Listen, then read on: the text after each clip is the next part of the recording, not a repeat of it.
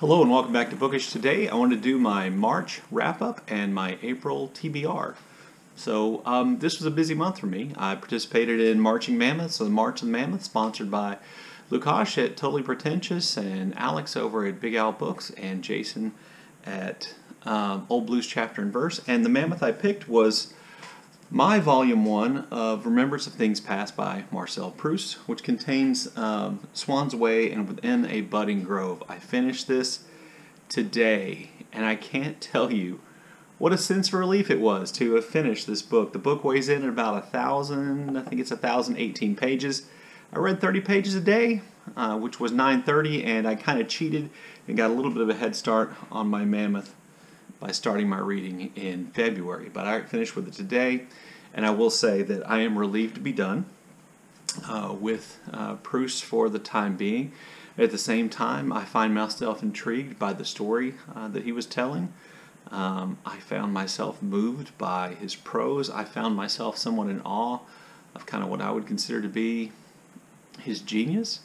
At the way in which he insinuates the story and kind of slowly, maybe it's just me, slowly builds the realization, those revelations about what's going on and what he's talking about throughout the novel. There are also some really funny passages, I think, in Proust, and if I do a full review, I will go over some of those things and talk about those things. Right now I am planning on doing a full review. I also participated in the Irish read-along. In the Irish read-along, I read way more than I thought I was going to, but I didn't really meet all the challenges. I didn't read a book by one of any of the hosts' favorite authors. I didn't do that, and but I did do some of the other challenges. You may know, you may be tired of seeing, that I've done 4 short stories from James Joyce's short story collection, Doublers, and this fulfills the challenge of reading an Irish book with a green cover. So I reread at least 4 of the stories in here. I think I actually reread more, and I've done kind of a read-through, read-along on those stories as a part of Allen and Big Hard Books Dubliners 2019 read-along, and that's been pretty fun for me. I also picked up a book of short stories by Edna O'Brien because one of the challenges in the Irish read-along was to read a book by a female Irish author, and Edna O'Brien immediately jumped to my mind because I was aware of her short stories back when I used to have a subscription to the New Yorker. So I bought this collection of her short stories called Saints and Sinners, and I managed to get 2 of those short stories read, so I'm going to count that as having read something by a female Irish author. And then I also read Brooklyn. I just finished this today. I read Brooklyn by Colm Tóibín. And this was really good. I'd seen the movie, so I think that's probably why I was able to read it so quickly.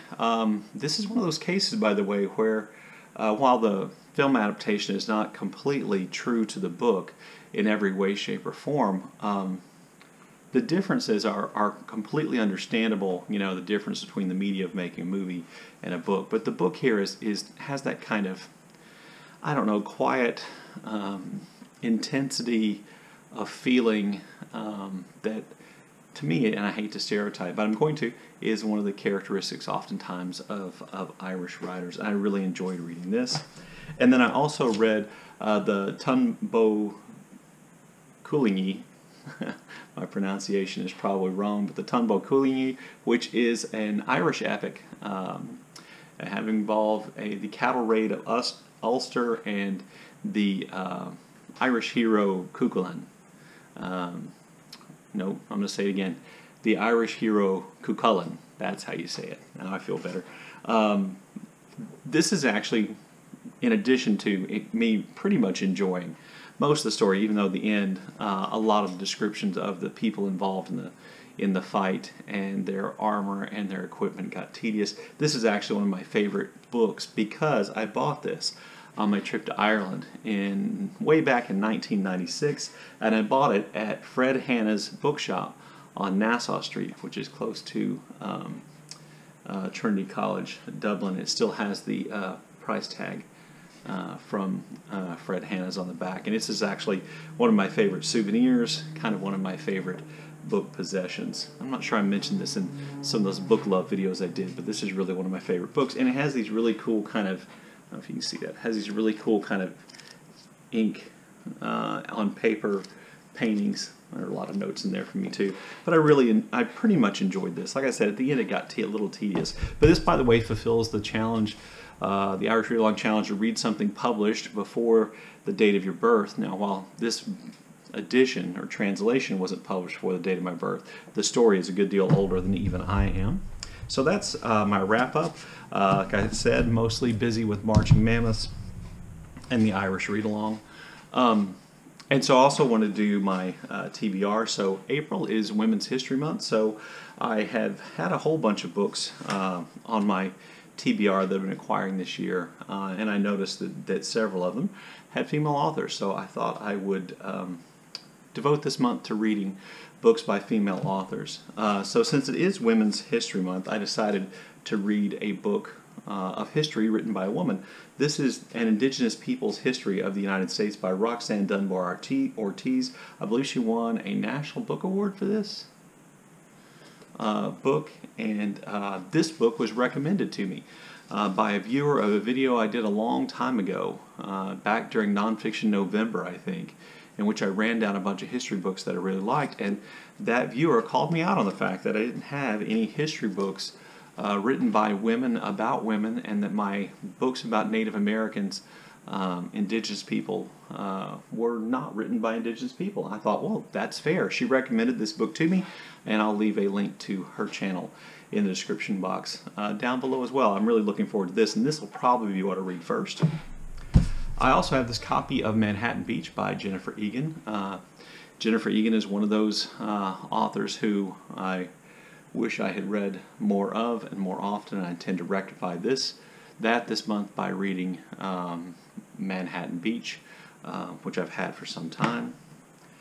I also picked up this copy of Sing Unburied Sing by Jesmyn Ward, which again is a winner of a National Book Award, and Jesmyn Ward is an author I've never read, but an author I'm looking forward to reading, and this seemed like a great month to do that. And then my fourth book, because you know, since I'm a slow reader, I usually only plan to read about 4 books each month. My fourth book is either Love Medicine by Louise Erdrich, which I think is her first novel, but wouldn't be the first novel by Louise Erdrich I've read. I've read Roundhouse and La Rose, but I wanted to read another Louise Erdrich book, so I could do that this month, or kind of going something completely different. I might also read The Fifth Season by N.K. Jemisin, which I believe is book 1 in whatever series this is, the Broken Earth series. So I haven't read any fantasy for a long period of time, and I've seen a number of BookTubers talk about N.K. Jemisin and how much they like her work. And I thought, you know what? She's won like a bunch of Hugo Awards. What better way to get back involved in reading fantasy than to read something by her? So anyway, I also picked up that. So I'm not sure which of these two I will read, but I will definitely get to Sing Unburied Sing by Jesmyn Ward, Manhattan Beach by Jennifer Egan, and then I'm probably going to start off with An Indigenous People's History of the United States by Roxanne Dunbar Ortiz. Anyway, there you go. That's my March wrap-up and my April TBR. Let me know what you think of the books I picked for next month, and what you think of the wrap-up I did and what I read in March in the comment section down below. And as always, thank you for watching.